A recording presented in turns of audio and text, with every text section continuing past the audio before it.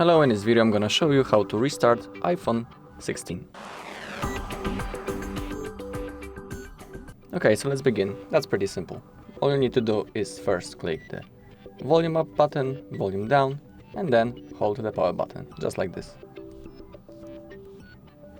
Alright, keep on holding until the phone shuts down.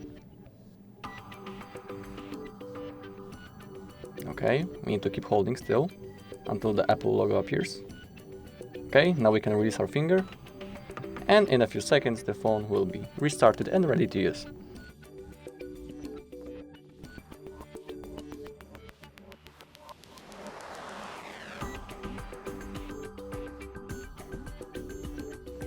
As you can see, the phone is turned on and back again, and now you can use it. If you find this video helpful, please leave a like, comment and subscribe.